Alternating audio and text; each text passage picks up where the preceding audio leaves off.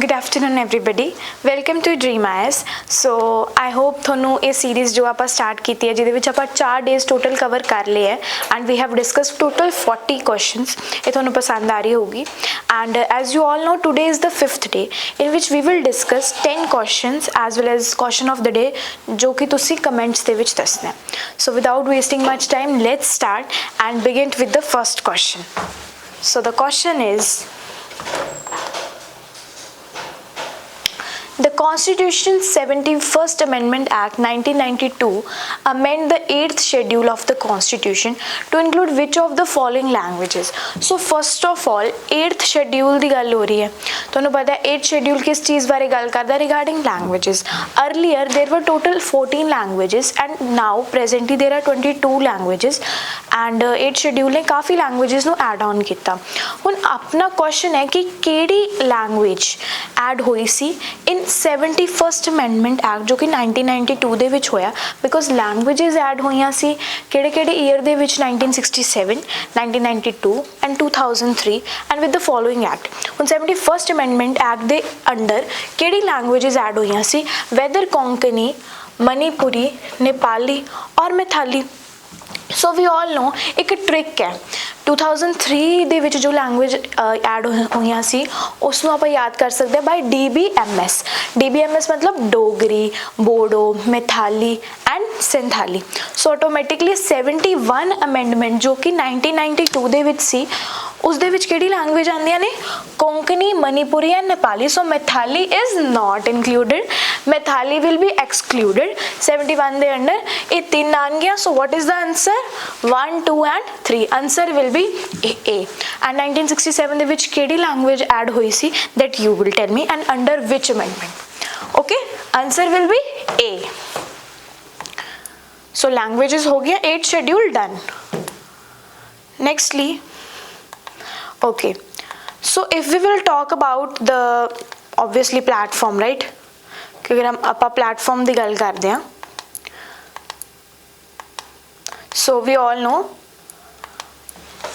एक स्ट्रक्चरल वे ਨਾਲ अगर किसी ने तैयारी करनी है, अगर किसी ने UPSC PCS ਨੂੰ क्रैक करना है ऑल राइट एंड सब ਦੀ ड्रीम ਹੁੰਦੀ ਹੈ एक A grade officer the position लेना एंड फॉर इट की चीज़ ਕਰਨ ਦੀ ਜ਼ਰੂਰਤ ਹੈ एक अच्छी मेहनत ਨਾਲ एक स्ट्रक्चर तरीके ਨਾਲ तैयारी ਕਰਨ ਦੀ ਜ਼ਰੂਰਤ है and we provide it। what we do is we provide 10-12 months of learning monthly schedule मतलब कि हर एक सब्जेक्ट ਨੂੰ कवर ਕੀਤਾ ਜਾਂਦਾ ਹੈ ठीक है monthly wise and live online offline classes. Even कई स्टूडेंट्स ਇਹੋ ਜਿਹੇ ਹੁੰਦੇ ਨੇ ਜੋ कि लाइव क्लासेस नहीं लगा पाते। So we provide recorded batch as well, recorded classes provide ਹੁੰਦੀਆਂ ਨੇ।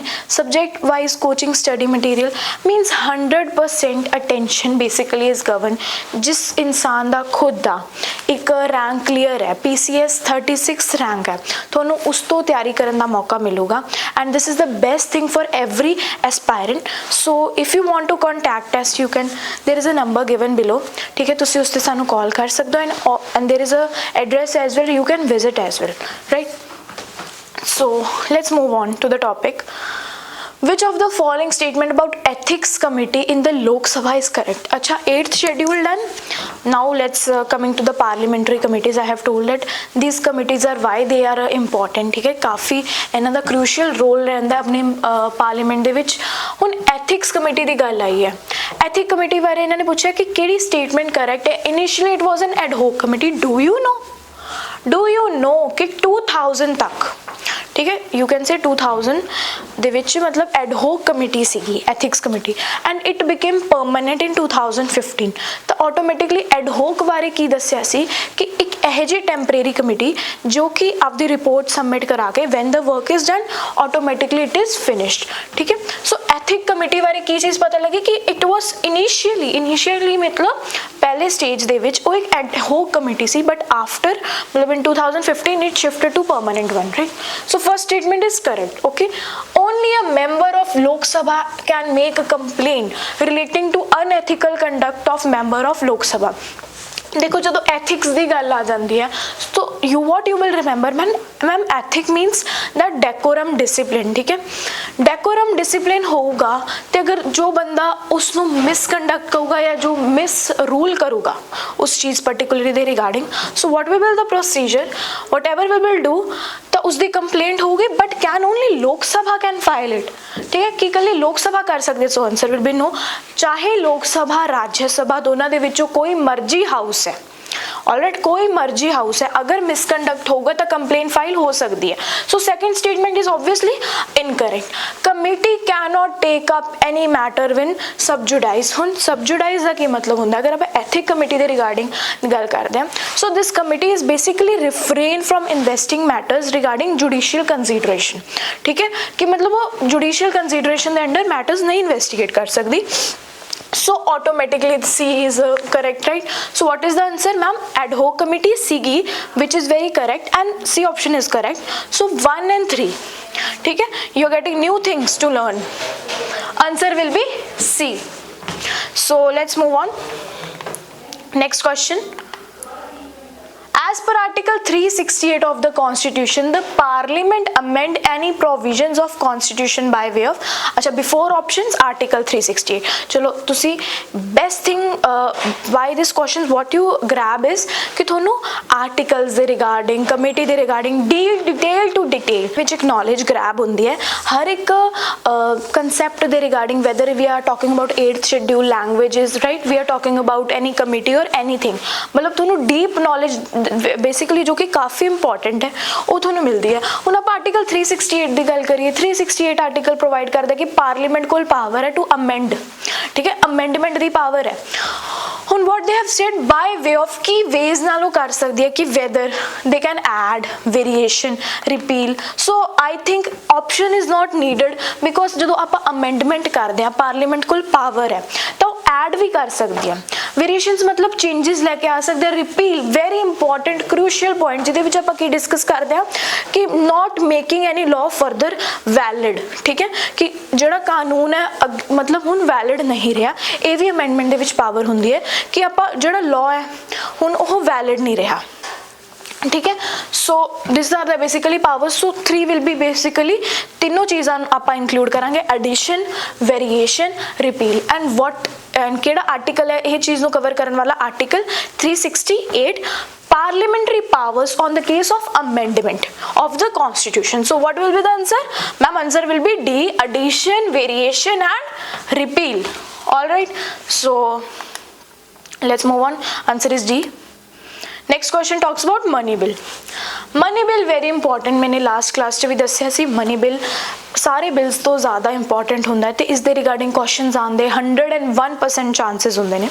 मनी बिल आर्टिकल याद करिए, सो 110 वी ऑल नो। हुण मनी बिल दे रिगार्डिंग कुछ ऑप्शंस ने, कुछ ऑप्शंस दे अकॉर्डिंगली आप देखते हैं। Article 109 provide special procedure. Ma'am article 110 तुसीं दस्सिया it's regarding money bill, so article 109 see this article is also important. Why? क्योंकि कुछ स्पेशल प्रोसीजर्स प्रोवाइड करता है। ठीक है, मनी बिल दे रिगार्डिंग कुछ स्पेशल मतलब प्रोविजंस होंदियां ने।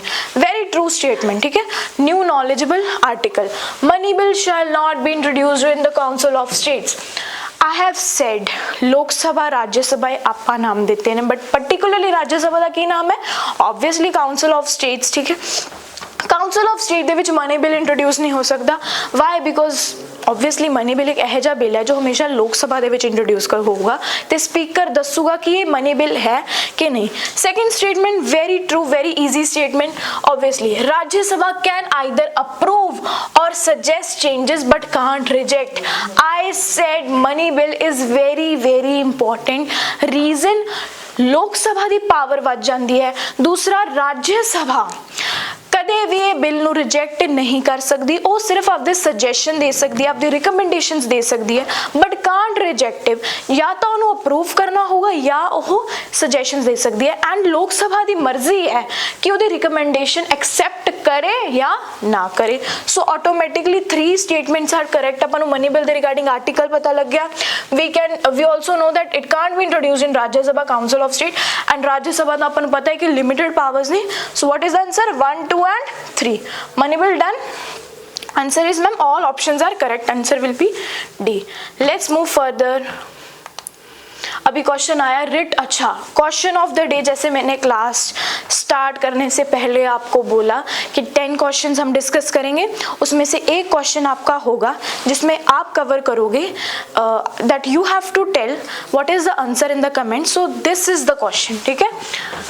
रिट ऑफ प्रोहिबिशन, अभी रिट तो काफी होते हैं, आप कहोगे मैम कोवरेंटो, मैंडमस, प्रोहिबिशन, अभी प्रोहिबिशन पर्टिकुलरली उन्होंने मेंशन कर दिया, ठीक है, उन्होंने प्रोहिबिशन मेंशन करता कि की रीजंस हो सकते ने इन्हों इशू करन दे by Supreme Court, whether a government officer prohibiting him from taking a particular action, कि पार्लियामेंट या फिर लेजिस्लेटिव असेंबली ਨੂੰ पास करने पैंदे ने, ऑल दीज ऑप्शंस, ठीक है। So you have to read this question, you have to answer me down that ma'am 5th question का answer ये है, ठीक है, this is for you, I am not going to answer this question, all right, so you have to answer right। 6 with reference to the union budget, अच्छा union budget के बारे में अगर हम बात करें, यूनियन बजट आ गया, union finance minister on behalf of PM lays annual financial statement before both houses, अच्छा फाइनेंस मिनिस्टर कौन, पहले कौन थे, और अब तो हमें पता है निर्मला सीतारमन है, बट एक क्वेश्चन और आपके लिए ऐड हो गया, टोटल 3 क्वेश्चंस अब तक हमने डिस्कस किए that you have to tell, that is 1967 में कौन सी लैंग्वेज ऐड हुई थी, question of the day, and first finance minister हमारे इंडिपेंडेंट इंडिया के कौन थे, that you have to tell. Obviously अभी पहली स्टेटमेंट के रिगार्डिंग बात करें कि ऑब्वियसली बोथ हाउसेस के सामने वो स्टेटमेंट रखनी पड़ती है, बट कौन उसका अप्रूवल देता है, किसके बिहाफ पे, इज इट PM का क्या रोल होता है यहाँ पे, तो आप क्या बोलोगे कि मैम नहीं हमारे प्रेसिडेंट का होता है, तो ऑटोमेटिकली जी स्टेटमेंट है गलत हो जाएगी, behalf of not prime minister, behalf of president, first statement incorrect. At the union level no demand for a grant be made except on the recommendation of president of India, अभी grant की बात आ गई। Financial, अभी अगर हम budget की बात करते हैं, budget is basically a kind of money bill जिसमें हम काफ़ी चीज़ें कवर करते हैं, हमारी एनुअल फाइनेंशियल एक ऐसी स्टेटमेंट होती है जिहदे विच आप रेवेन्यू ते एक्सपेंडिचर दोनों ਨੂੰ इंक्लूड करते हैं ऑफ अपकमिंग ईयर, ठीक है, और ऑल्सो वी इंक्लूड ग्रांट कि कितनी ग्रांट जाऊगी ऑटोमेटिकली, ठीक है, बट की रिकमेंडेशन थे always on the recommendation of president दा काफ़ी ज़्यादा रोल रहता है। So what you will say ma'am first option is incorrect, prime minister दा कोई बिहाफ दा रोल नहीं होंदा, ठीक है, प्रेसिडेंट दा होंदा है, so automatically what is the answer will B B2 only, alright.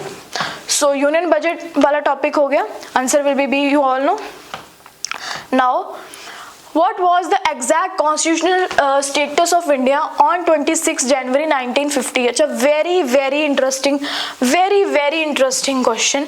जो आप 26 जनवरी 1950 की गल करते हैं, automatically what we remember, you tell me what we remember, that is कि जो अपना कॉन्स्टिट्यूशन इफेक्ट ਦੇ ਵਿੱਚ ਆਇਆ ਸੀਗਾ, ठीक है, 26 January 1950 is one of the most crucial date of India, of most crucial date of our constitution, all right। So according to the option what is the answer, I'll tell a sovereign democratic republic, you will never answer sovereign secular, or if options come socialist republic, reason is we are talking about 1950। आप बोलोगे ma'am हमारी 42nd amendment जो हुई थी कब हुई थी, 1976 में, ऐसी amendment what we call it as mini constitution, जिसको हम मिनी कॉन्स्टिट्यूशन बोलते हैं, उन्होंने 3 वर्ड्स दिए थे, वो कौन से वर्ड्स थे, it was socialist, secular and integrity, right, ये 3 वर्ड्स हमें दिए थे, but we are talking about 26 January 1950 की बात हो रही है, तब क्या स्टेटस था, हमारा देश सवरेन था, इंडिपेंडेंट था, डेमोक्रेसी थी, रिपब्लिक का मतलब क्या होता है, इलेक्टेड गवर्नमेंट थी ऑटोमेटिकली, ठीक है, तो आंसर विल बी बी, इसको बिल्कुल कभी भी इनकरेक्ट नहीं करना। अगर हम बात कर रहे हैं 1976 की, उसके बाद की, ठीक है, then you will add according to the 42nd constitution amendment, alright, answer is B. Moving on, abolition of untouchability, ये क्वेश्चंस तो मैंने बहुत बार करवाए हैं आर्टिकल्स के रिगार्डिंग, जब हम फंडामेंटल राइट्स के रिगार्डिंग बात करते हैं, तो अनटचेबिलिटी एक ऐसा आर्टिकल है जो मोस्टली PYQs में आपको मिलता है, ठीक है, सो ये तो आंखें बंद करके याद होना चाहिए कि जब भी अनटचेबिलिटी को बंद करने की बात कर रहे हैं, article will be 17, article 17 covers abolition of untouchability, ठीक है, इसी की तरह आपको सारे आर्टिकल्स याद होने चाहिए, obviously article 17, nextly, under the Indian constitution concentration of wealth violates, अभी बिना ऑप्शन के, try to solve without option. Why? Because politic ऐसा कंसेप्ट है जो कि आप जितना समझोगे इसको कभी याद नहीं करते, ये ना कभी याद हो सकती है। ये तो ऐसा हमारा कंसेप्चुअल पोर्शन है हमारे देश के रिगार्डिंग जो हम सीखते हैं, हम जो जो चीज़ें हुई हैं, कैसे हमारा संविधान बना, और आगे चलते चलते what all takes place, we have to understand the depth meaning, right. तो विदाउट ऑप्शंस, अंडर मतलब हम बात कर रहे हैं वेल्थ, कंसंट्रेशन ऑफ वेल्थ किस चीज को वायलेट करेगी? ऑब्वियसली हमारे डायरेक्टिव प्रिंसिपल्स को। क्यों करेगी? What is the reason behind it? आप कहोगे मैम 39C एक ऐसा आर्टिकल है, 39C पोर्शन में हमें क्या हमें पता लगता है कि जो हमारा इकोनॉमिक सिस्टम है उसका ऑब्जेक्टिव कभी भी वेल्थ, कंसंट्रेशन ऑफ वेल्थ नहीं होना चाहिए। क्यों नहीं होना चाहिए? क्योंकि हमारा DPSP जो हमारे डायरेक्टिव प्रिंसिपल है, it always promote social welfare as well as economic welfare, ठीक है। प्रॉफिटेबल या फिर वेल्थ के रिगार्डिंग वो कभी बात नहीं करते, तो automatically what will be the answer? Right to equality? No. DPSP obviously answer will be B, answer is B. अभी राज्यसभा भी last question, very important question, देखो 10 क्वेश्चंस पर डे के एजेंडा, ये सीरीज फिक्स है कि हर बार ये 10 क्वेश्चंस कवर करेगी, जिसमें से आपको एक question of the day obviously solve करना है, ठीक है। But with this 10 questions and we will reach to obviously कि हम एक 100 क्वेश्चंस वाली सीरीज भी लेकर आएंगे। But with this slow and study process आपका हर एक टॉपिक में से, हर एक क्वेश्चन में से एक ऐसा प्रिपेयर होएगा कि आपको कभी मतलब पॉलिटी के regarding I don't think so कि आपको कभी प्रॉब्लम फेस करनी पड़ेगी, ठीक है। अभी last question, very important question, Rajya Sabha के पास इक्वल पावर्स है लोकसभा में। अभी मनी बिल तो ऑटोमेटिकली सोचोगे नहीं मैम, मनी बिल में तो होता ही नहीं है।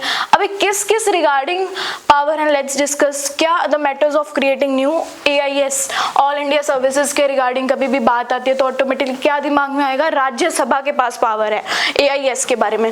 Amending the constitution, removal of the government, making cut motion, answer is B. कभी भी कोई बिल पास करना है, I am excepting about the money bill, right, please understand this concept. Amend करनी है कोई कॉन्स्टिट्यूशन, ठीक है, दोनों हाउसेस की अप्रूवल काफ़ी इंपॉर्टेंट होती है अमेंडमेंट के टाइम पे। Answer will be B, so answer is B. तो आज की क्लास में I hope you like the class, right. आज की क्लास में आपको 3 क्वेश्चन सॉल्व करने हैं एंड आई होप जो ये सब क्वेश्चंस थे आपको समझ आए and you understand it very carefully, ठीक है, काफ़ी अच्छे से आपको समझ आए ये चीज़ें। And for more videos please don't forget to like, share and subscribe the channel. Thank you.